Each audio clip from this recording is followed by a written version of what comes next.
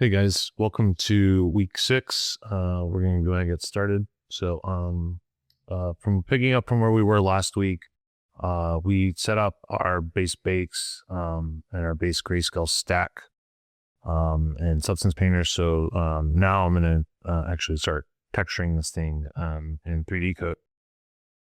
I'm recording this at 3 times the speed, so it may go a little faster than some of the previous weeks where I tried to keep the speed at 1. So here I'm importing in my model. I'm going to go ahead and set that to 4K, and pretty straightforward. So if I go to textures, you can import in your diffuse map, get that applied, and then in the view we want to set this to hand painting mode. So it's unlit. And I believe that is 2 on the keyboard for a hotkey. I also like to go into orthographic mode, especially once we start doing projections in Photoshop. So you can kind of see here, that's what I'm doing, just testing it out.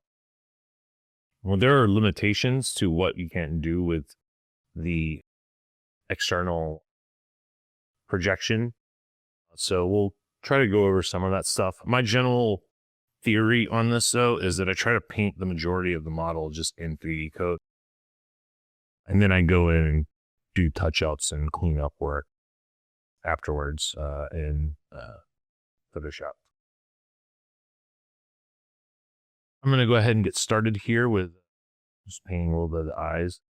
One additional thing I would recommend, there's 2 stages to this that we're going to go through. So we're going to paint this thing up in grayscale, and then we're going to bring it back into Substance Painter, and we're going to apply gradient maps to it. And with that in mind, I would strongly caution against trying to capture the full value range here. I usually preserve like the darkest darks and the lightest lights for after this stage when we're actually painting in color, and that way I can paint on top of the work I've already done. I find that sometimes if I try to put too much at this stage, it just makes for a more muddied result when we're applying gradient maps. That's more of an artist preference than anything, but certainly I would give you guys that recommendation as well. All right, so I'm just painting a little bit of the backside of his eyes. I intend to do a little bit of minor animation to this character, so I just want to make sure I got that covered. You can see it can put a little bit of reflective light there, and that's something I try to do with a lot of characters. I just helps add a little extra life to the texture. So one thing I'm noticing here is that my symmetry is just ever so slightly off. So it's not a huge deal right now, but eventually I'll probably need to take a look at that and try to clean that up. I unwrapped this model with the full intention of it having no mirrored texturing. So eventually I'm going to bake some lights into this. So eventually I was going to have to start painting the thing asymmetrically, but I definitely want to try to paint symmetrically at this early stage. All right, so I'm just continuing to color sample. I have the concept on my other monitor, and I've desaturated it. So I'm doing a little bit of a combination here where I will sometimes color sample directly off of the concept itself, but sometimes I also just need to directly color sample off of the color values that I have displayed on my actual model. So that's all to say, I think you can try to sanity check your values against the concept. And that's a great way to do it, but don't feel slavish to to that. I mean, ultimately, there's going to be some natural discrepancy from executing this into a 3D model. So that's totally okay. So I'm just trying to start selling a little bit of the depth there on the eye. I don't have a real general theory here on like how I like the paint. In the sense of like where to start. So I usually just start with wherever I feel like has the most interest, and typically it's going to be the face, but sometimes it's not.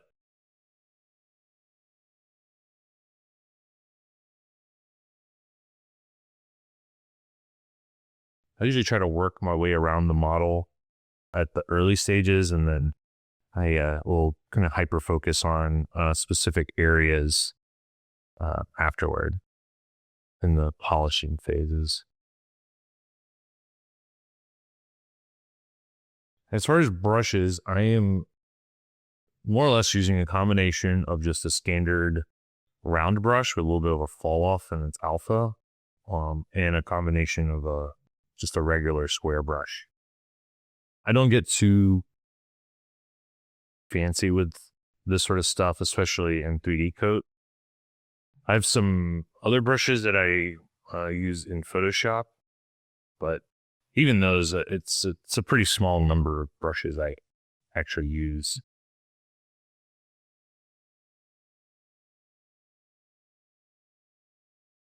So I'm just coming in and just smoothing. If you guys have never used 3DCoat, you can hit Shift while you're painting or even erasing, and that will create like a smoothing effect. The only thing is that it doesn't smooth with as much power as I would like at times. So in that regard, like keep that in mind. It's not going to have the same power that like a smudge brush in Photoshop would allow you. All right, so now I'm just trying to soften out that nose a little bit.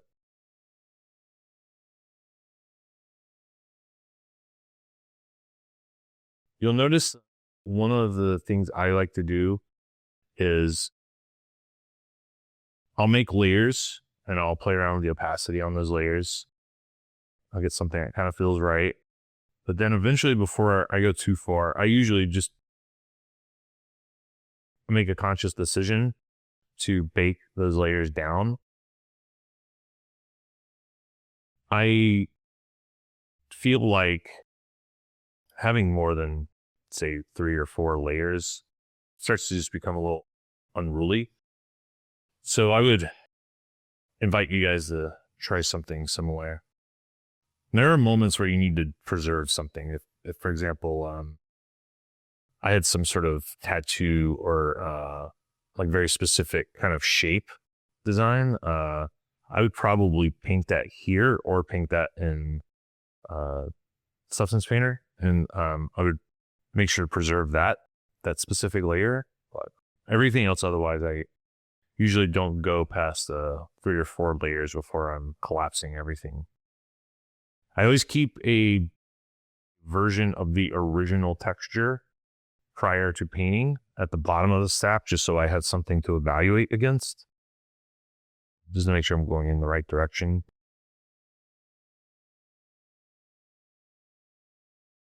I'm also always zooming in and out just to see how things are reading.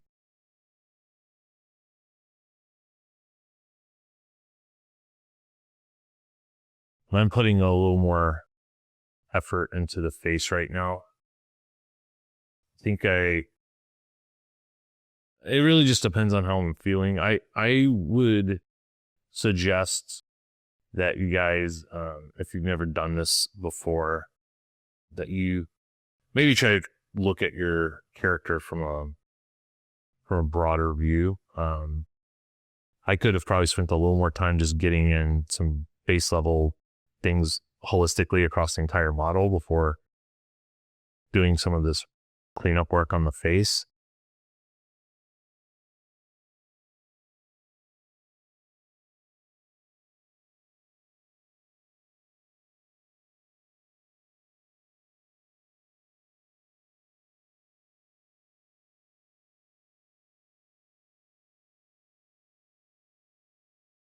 Yeah, so I'm trying to get something kind of like you see a lot of animated films.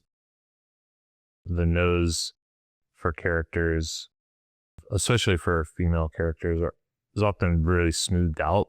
And then you really just see a little bit of the bridge of the nose and then the actual bottom of the nose. I'm trying to get a little bit of that, but I don't want it to completely lose all volume. So it's a little bit of a balancing act there. All right, so now I'm coming into in the 3D, or I'm projecting into Photoshop, and now I'm using that smudge brush that I mentioned, and I'm just trying to go in there and smooth some things out. Now, one mistake that I made here is that 3DCoat and Photoshop there's a tendency for the projection to do some really wacky things to portions of the model that you didn't intend to ever touch, or maybe didn't actually directly paint on. And so the workaround I have for that is I usually I isolate select the elements that I directly want to work on, and I make sure to not leave anything else visible. That's just how I've been able to work around those bugs. So I did not do that here, and I'm pretty sure this is going to bite me in the butt a little bit. So luckily I did it at early stage, so it's not a huge issue, but later on I'll be selectively isolating the areas I intend to projection paint. All right, so I'm just adding a little highlight work there.